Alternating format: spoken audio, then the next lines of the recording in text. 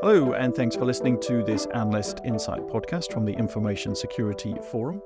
Hello, and welcome to our regular listeners. Good to have you here again. Everything is pretty much where you left it last time, so it should be as comfortable and welcoming as you remember.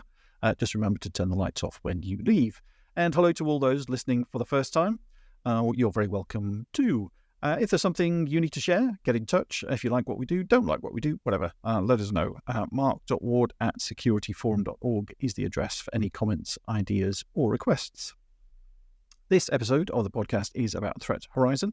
The new edition came out, I think, sort of a couple of weeks before this podcast is being released. The report is bigger and better than ever. And in this podcast, we want to talk about some of the changes we've made, those big themes that run through it, and how to use it as well. We will be exploring some of this in some webinars as well that you can find obviously on RSF Live, and we're taking Threat Horizon on tour, chapter meetings, various other places. You won't be able to escape it. My name is Mark Ward. I'm a senior research analyst, and I was one of the authors of Threat Horizon this year. I think it's my third time through it. You'd think I'd know better by now, but it seems I am a glutton for punishment. But yeah, it's good fun. It's good fun. I have enjoyed it. Also here is Richard Absalom, a principal analyst who's overseen many editions of the report. How many times have you been involved, Rich? Yeah, hi Mark. Way too many. Yes, I think you think you've done too many on 3, and I was counting up this morning, and this was the 8th that I've either authored or quality reviewed in some capacity. Yeah, I've been here too long. Is there a bit of a Groundhog Day feel to that? It sort of can't escape it. Keeps coming back. Same thing again. Yeah, it's like it's my marker of another year. Another Threat Horizon, and part of furniture. No, you're right. This one's bigger and better, certainly better than ever. I think I think we can be really happy with how we've improved it the last couple of years. Definitely, yeah, it's changed a lot. I will explore some of that today. Also, here is Paul Watts, who's another TH veteran. Do you miss it, Paul?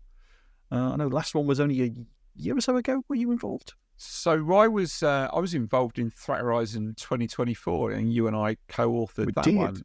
It's always great fun to do Threat Horizon because it requires you to think and feel very differently from some of the traditional research that we do.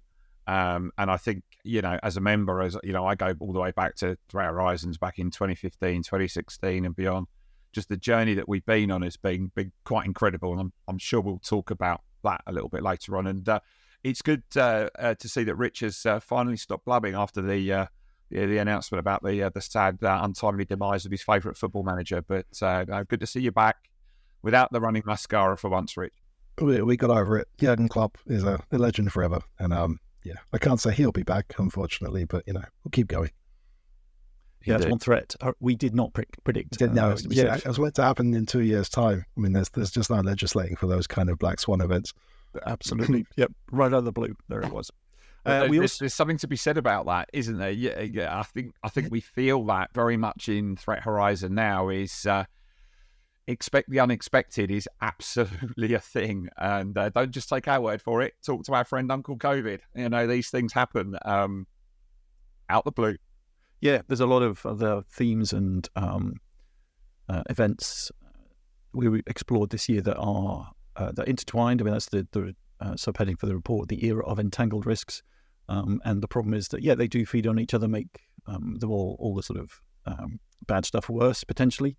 But I think the other thing is just other side of that is, just unexpected. You don't know what's going to happen. But before we continue, we need to acknowledge the contribution of Max Brook to this year's report. Max was very much the lead author and project manager for the report, shaped its current form and oversaw its genesis over the last couple of years. He and I worked very closely together to reshape it. Max has now moved on from the ISF to Aviva, another ISF member, and we wish him well. I'm sure he'll do very well there, and we will miss you, Max. So in the absence of Max then, I'll turn to Rich. Rich, please can you sum up the entire 100-page report in 30 seconds? Go. TikTok. Tricky. Tricky. Read it. No, I think that's a difficult one to do. It's but it's not designed for that. Yeah, it's not designed to be read cover to cover. The idea is to get ideas flowing. The idea of scenario planning is you don't know what's going to happen. You can't legislate for black swan events. We're kind of positioning it as obviously kind of 3 key themes covered, which we'll talk about. They're all intertwined. Each of those again has 4 scenarios based on different critical uncertainties, so things that we're just not sure how it's going to go over the next few years. So yeah, this is the key difference, for people who have read Threat Horizon over the years. We're not telling you what's going to happen. We're not coming up with a list of 9 threats that we think will happen. We've come up with a list of 12 scenarios, any of which could happen, and within those scenarios, again, are multiple threats. So I can't remember the exact threat count in this year's report, but it's a lot. Something like it's closer to 80 than 9. Yeah, there's a lot of different things in there. Yeah, well, I mean, it is a bigger report because it tries to take in more of the world, and but we acknowledging that the way we've structured it should make it easier to digest. So yeah, we're not expecting people to consume all of it, but there's the way it's structured. There's some priority pages. Do these things first, because one of the things we did realize as we were exploring those scenarios and those threats started to surface was that there were some very common aspects to all of them. And that's, I think, hopefully going to be one of the more useful parts of it. I don't know, Paul, because that's quite a change from previous years, Paul. So, I mean, I'm hoping that's a welcome change, but would you have liked that earlier? I don't know when you were consuming Threat Horizon earlier, did you have to do a lot of work yourself to turn it into something that was useful? I kind of did. I remember the first time I took Threat Horizon into the boardroom, very, very excited. So we're going to have a talk about, where we think the threat landscape is going as a future, and we talked about it, and it was a really, really good conversation. And the CEO said, "But what does all of this mean to us?" And I realised my big mistake was that I hadn't really applied a good modicum of context. And although the conversation was a good conversation, it didn't really conclude with anything fixed and tangible for the organisation. A mistake that I didn't repeat again. I welcome the return of what we used to fondly call the threat radar, which is kind of it's not the same as before, but it's reminiscent of before, where you've really got that good visualization of where everything is. And in terms of when you need to be worrying about it, and I think it's important, the conversations that security leaders now have with their businesses are not just about the tactical stuff. You're also thinking about the long-term strategic things that might come over the hill that can have big influences on where you're trying to take your organization's strategy or security strategy. And I think it encourages that different line of thinking. And the other thing I would say, my favorite diagram in the whole paper is the diagram on page 8, which just shows this visualization. If you go back to earlier threat horizons, they're all kind of quite compartmentalized. We do talk about similar things, but they're very very defined. We worry about mobile technology. We worry about the CEO still not getting it. We worry about, whereas this one, it's the perfect illustration of just how interconnected the world is now, that threat in the technology accelerates theme can be triggered by society dividing, can be triggered by deterioration in climate. And that interconnectivity and that visualization of that interconnectivity is a whole new dimension to Threat Horizon. And I think our members will get a lot from showing that bigger picture, that these threats now can't be dealt with in isolation, that they do have deep levels of interconnectivity, and you have to see that bigger picture with short, medium, and long-term range. I'm really, really impressed with the way that certainly this paper looks, and the journey that we've just been on with Threat Horizon. I think it's great. Yeah, we should mention the 3 themes, which are technology accelerates, society divides, and climate changes. And I think that all of those, as you say, Paul, are if you try to tackle one of them in isolation, you're going to make the others worse. I mean, that's another problem as well, just the sheer amount of changes, events, risks that organizations are going to have to deal with. And I think as well, like you say, we've tried to make it easier rather than just say, hey, do all this, because that would just be impossible for any organization. We've prioritized. And I think you've said a couple of times, Rich, the good thing is there's 3 pages you can look at, and that's the kind of, in the report, and that's the guide to where you should go with it. Yeah, I was going to say the overall, the overarching word we've used here is polycrisis, right? There's loads of things going on at once, hitting organizations all at the same time. And absolutely, we designed this for skim readers, because we know, who has time to sit and digest, just read something 100 pages plus. So the idea is you can skim through and kind of very quickly see, okay, in this theme, in the technology accelerates theme, what are the 4 scenarios? And, what are the threats? What are the threats that are most interesting to me now. So which ones are, do we need to act upon right now versus which ones are more likely, or, something to keep an eye on, but more of those kind of unexpected black swan events. And I think that's how we've managed to keep what we used to do with Threat Horizon with what, some of the feedback we got was we needed to be more based in the present. Whereas often in Threat Horizon, we'd look at, we'd try and really push the boundaries and kind of go out there and think, what's the worst thing that could happen? So you've got some quite apocalyptic scenarios or quite apocalyptic threats about the very worst possible scenario. And we can keep those in here. That's what we can do with this version of Threat Horizon, but we can also dial it back and say, okay, but there's also some stuff that's really likely to happen quite soon. And the point is you need to prepare for it all.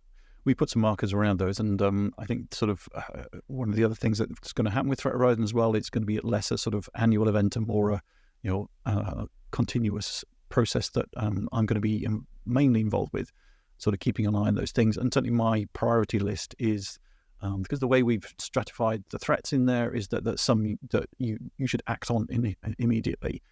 We've got we've ranked them in 4 categories and act to other ones that should be your priorities. And also we've done a separate element of it, which is that those few things that, if all else fails, then these are the things that you need to pay attention to. And one of those is being the crown jewels, because I was struck by a conversation I had with some folks, I think, doing one of the workshops at Congress, and they were exploring, I can't remember which scenario it was exactly, but I think the sort of technology accelerates combined with climate change or something like that, and just were getting rather worried about all the things it was going to do to their organization. But they said, well, if nothing else, then you'll realize really quickly what your crown jewels are and what you really need, what will keep your organization running.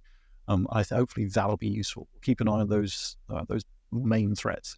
We'll plot how they start to change and how organizations might react and respond to them and do something about them as well. So I think, it's all about priorities, and hopefully that'll make it much more useful to the members, because we did get a little pushback last year on the way it was structured, mainly around scenarios. Kind of had to be, because that's the big change we made. But this year, it's all threats all the time, unfortunately.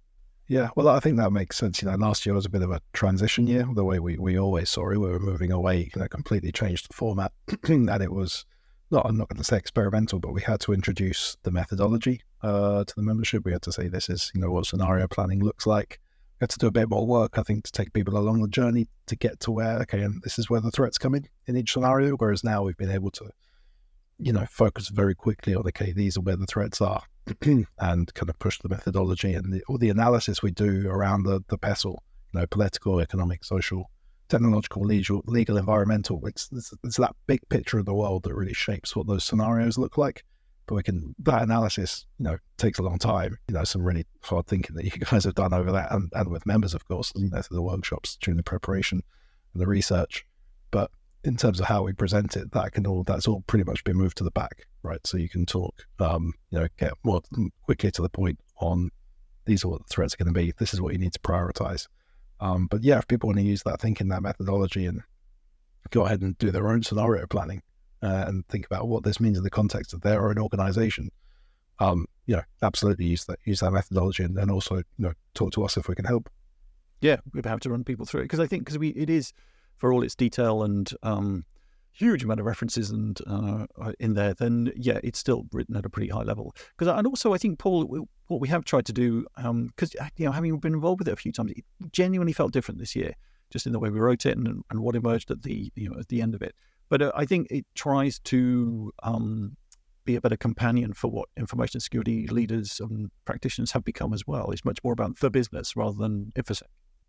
Yeah, I was going to tackle that actually, and just play a bit of devil's advocacy here. I think, Rich, you make a really valid point that 2025 was very much putting the product into transition, just trying to take people on a bit of a journey.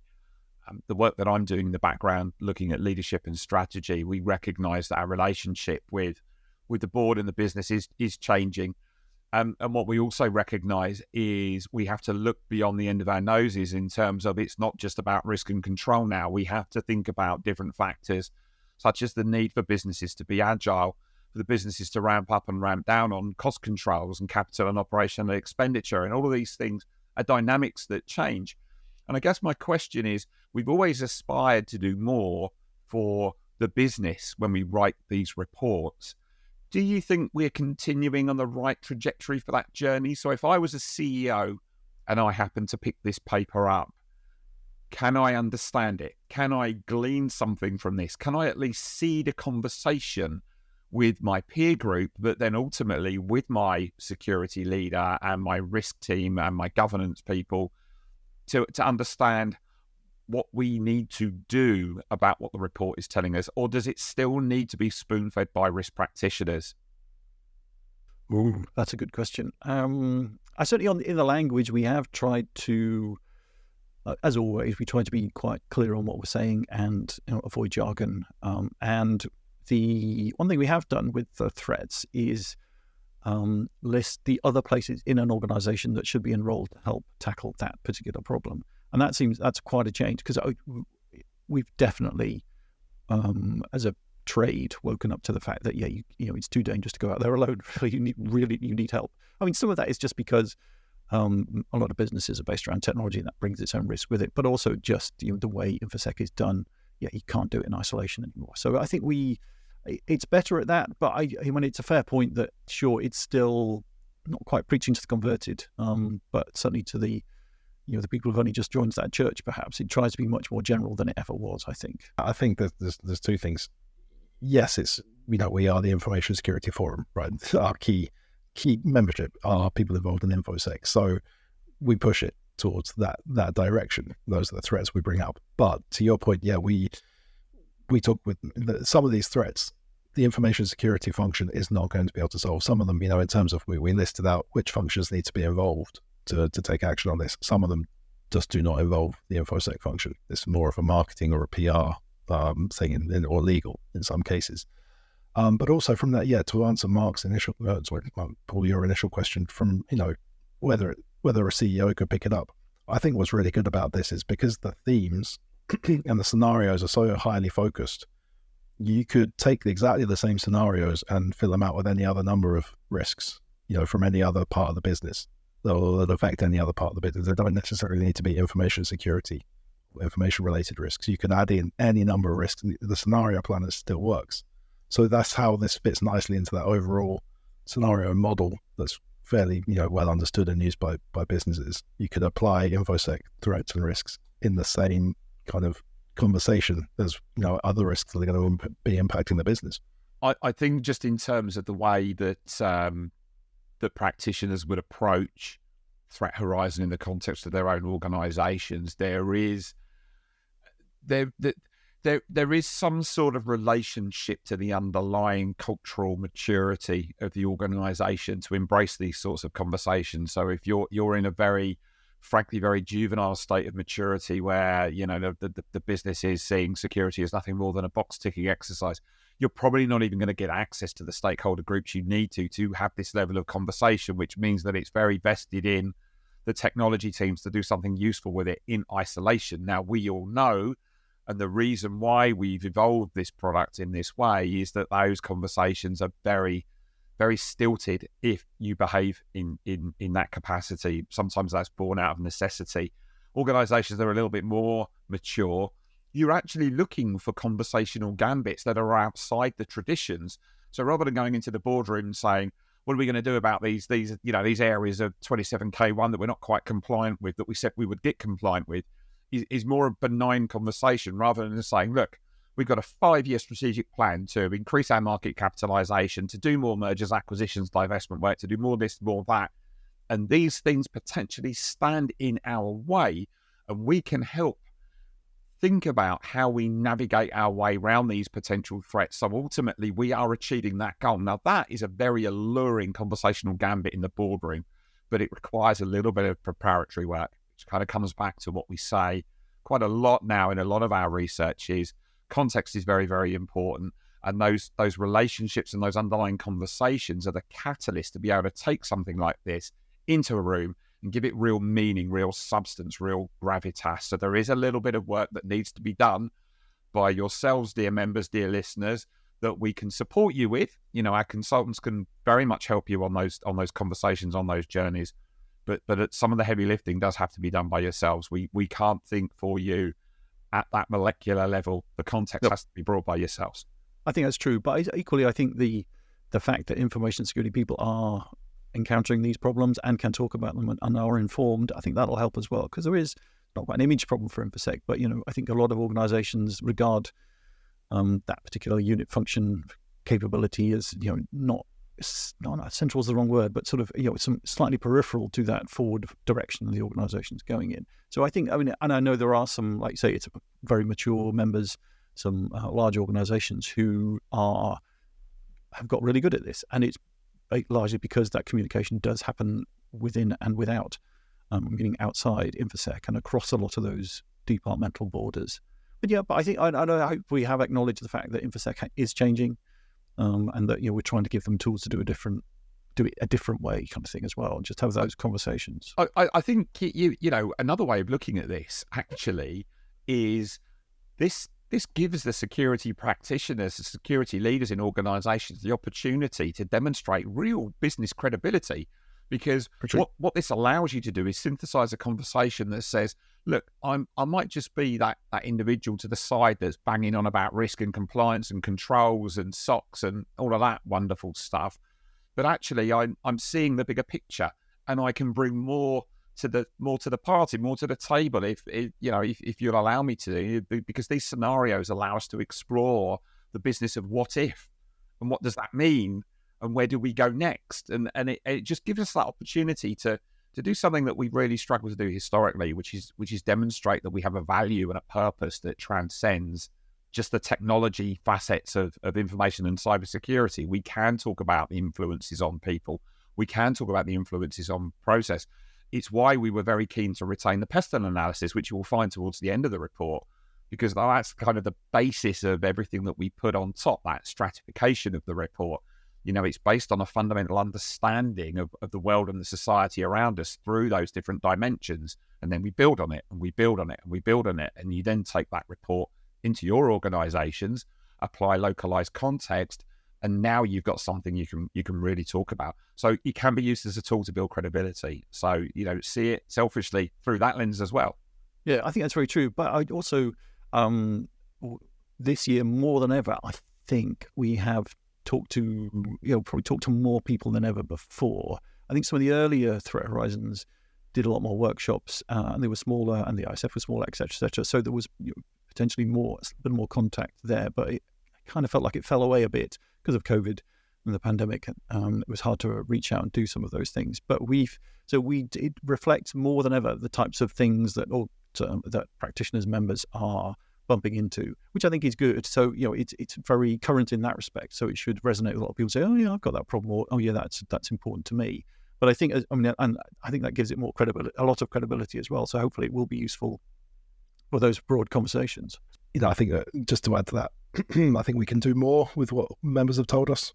Bearing in mind the format change. It used to be that we only, we had to narrow down to 9 threats, and we discarded quite a lot of good ideas. Now, because we can present multiple threats in different scenarios happening at the same time, one might happen, one might not, we're actually able to use more of what members tell us, some of the ideas that they'll come up with, and that we and various other experts come up with, so we can present a much bigger picture view of, these are the things that might happen. You need to prepare for anything. Yeah, that's very true. Yeah, we have taken a bigger bite of the world out there. I know, and it has to be said, Paul, I think, I'm not sure. I think you were a CISO back in 2008 with the financial crisis. So yeah, having looked at a lot of news lately, in fact, it got so bad at one point, not bad, it's the wrong word, but I was so tired of news at one point. I genuinely turned it off when it came on the radio or on the TV. I left the room because I'd had enough of bad news. But I don't know, 2008, was that a particularly bad time for, not InfoSec, but just the world in general, and just coping with that? Do you see it going the same kind of way?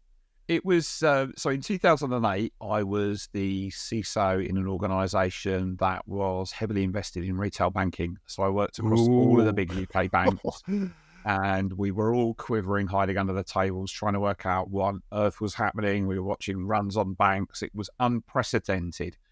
And I think the thing I take away from that, and is carried throughout, my career beyond 2008, is this existential threat happening to something that was so big that it was almost untouchable actually happened to something that was that big and was absolutely touchable. And I think it was the first time in my career when I realised obviously you can go back to the kind of MCI WorldCom Enron days and, back at 2000, but that was the first time when it was on my watch and I had a degree of accountability that I realised that, these black swan events were absolutely a thing.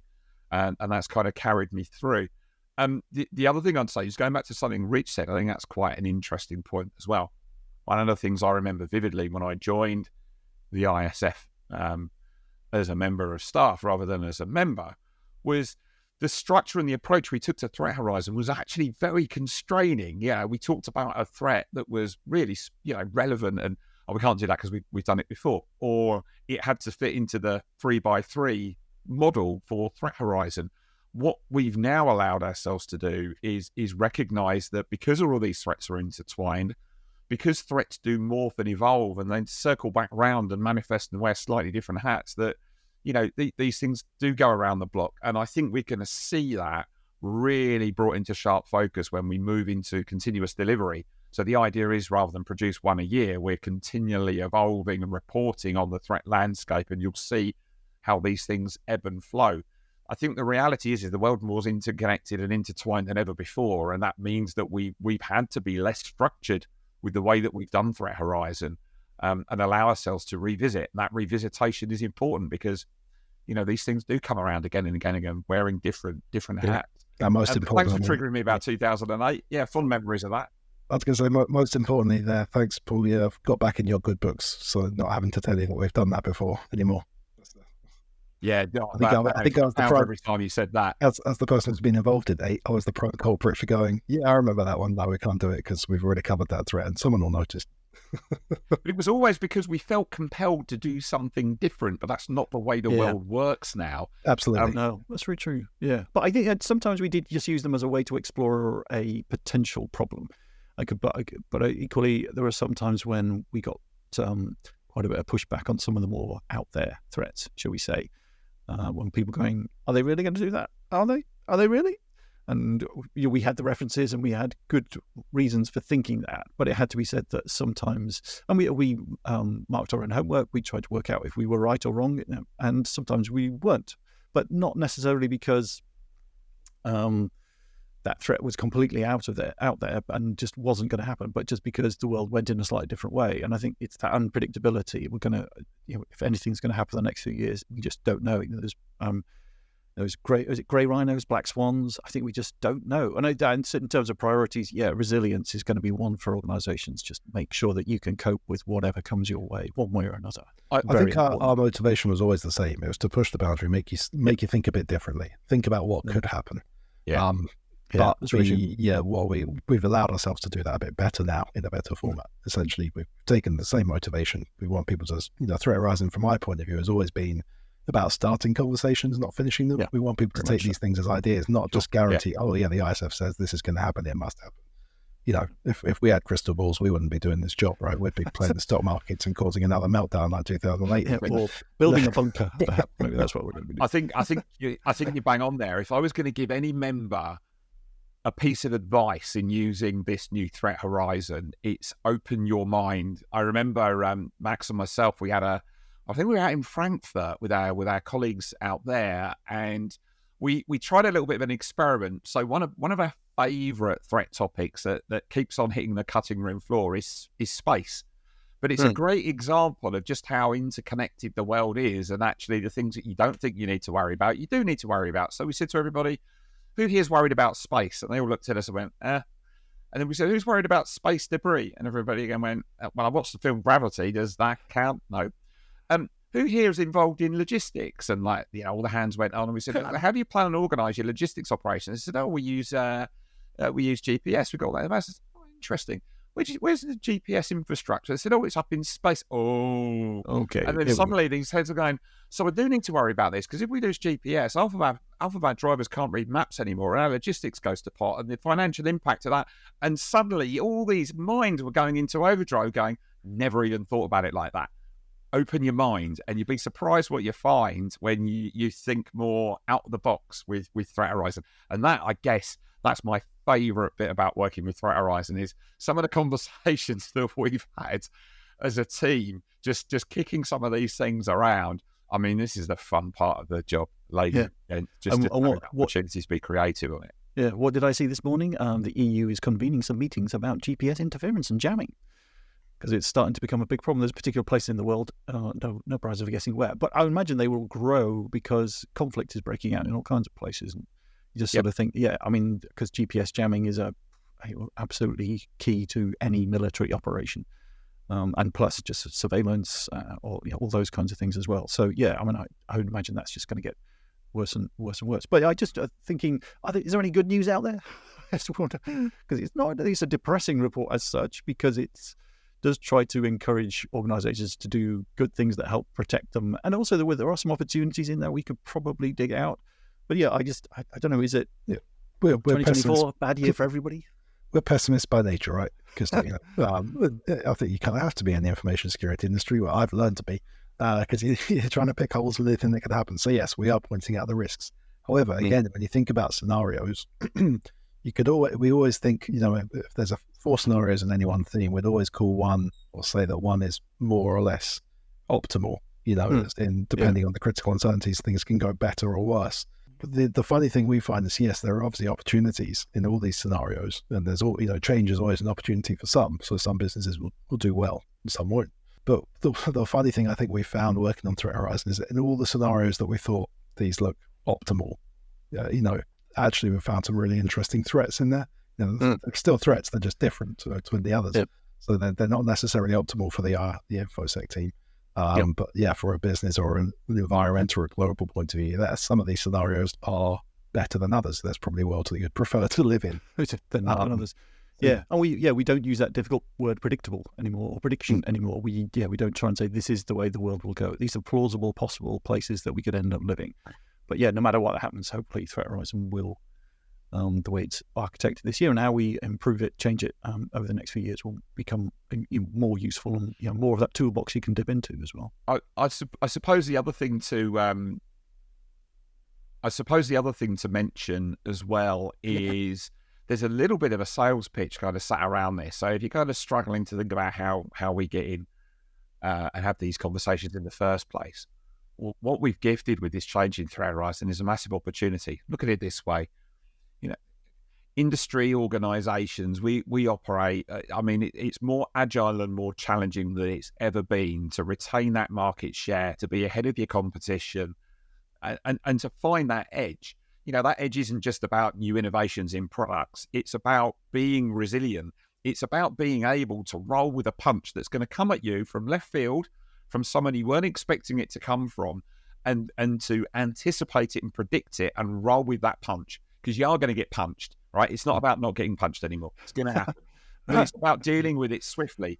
And think about it in this way. If you're having these conversations with your business and you're thinking about how you're going to roll with those punches and get back up on your feet and move forward more quickly than your competition, when they are hit with that next existential event, when they are hit by something that we have predicted and we have discussed in Threat Horizon, and you have a plan and you bounce back quicker, you've got days, weeks, maybe even months head start on your competitors who are going to have to think in real time about this stuff. Now, if that's not worth a conversation in the boardroom, I don't know what is. So there's your Paul Watts USP, little sales pitch as to why a conversation about scenarios and strategic threat planning is important to your organization. You can have that for free. Excellent. Thank you, Paul. So final question about the way the world's going. Are we glass half full or half empty type people? Half empty. Half empty. Look, my glass is half empty. What about quarter full? I'm neither full nor empty, but somewhere in the middle. Yeah, or if you're some kind of fluid dynamicist, you would say, well, it's the glass is full because air is a liquid, effectively. Yeah, I think we're generally talking by 2026, though, that we talk about the poly crisis. We see lots of stuff happening all at once, and it's difficult to deal with. So I think, unfortunately, we're generally not too optimistic about the way the world is going over the next few years. Maybe we need to see some therapists or psychologists about that to tell us to pick out the better things in life. Well, if anything comes out of this report, it's that, it's dangerous out there. Don't go alone. You'll need some help. And hopefully Threat Horizon will give you some guidance as to who you should be talking to and the plans you should draw up. Thank you to Paul. Thank you to Richard. And thanks for listening. Tell your friends, tell your colleagues. You can now find ISF podcasts on all major podcast platforms. Look for our page on Audio Boom, where you can subscribe to make sure you don't miss an episode. The podcasts are also available at securityforum.org, where you can learn much more about ISF research tools and guidance.